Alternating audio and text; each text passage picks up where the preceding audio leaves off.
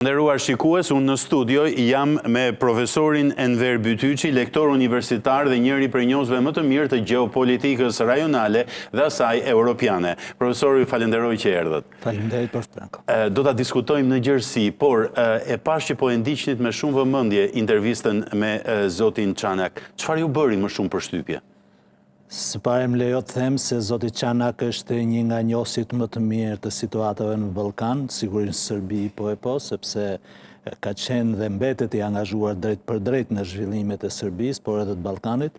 Është një personalitet i cili ka ekuilibruar, si të thuash, politikën serbe dhe ka ndihmuar në emancipimin e shoqërisë serbe.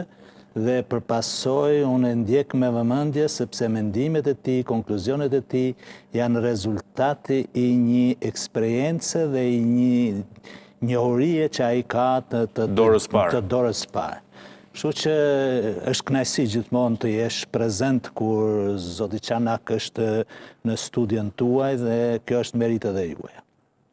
Së dyti, duhet të them që nga gjithë ato çfarë zoti Çanak tha, ne sigurisht të mbështes të gjitha opsionet dhe mendimet e tij, konkluzionet e tij se përse ndodhin, si ndodhin, dhe kam përshtypjen se gjithçka po ndryshon në Ballkan. Kam përshtypjen se ajo çfarë po ndodh në Serbi është një transformim edhe i rajonit. Kam përshtypjen se Serbia është përfundimisht në pragun e një ndryshimi shumë të madh.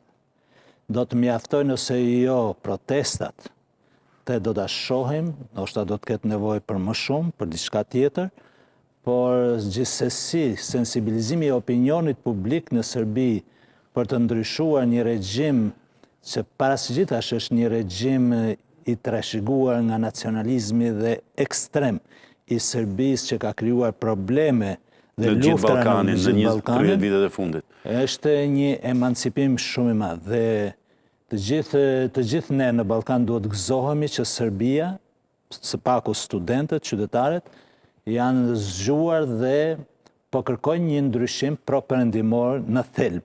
Sigurisht që brenda këtyre rrymave ka edhe të tjera grupime dhe segmente, por unë mendoj që vala e përgjithshme ka të bëjë me një ndryshim kolosal, me një ndryshim historik, jo si ndryshimet kur rrëzu Miloševiqi, jo si ndryshimet të mëparshme.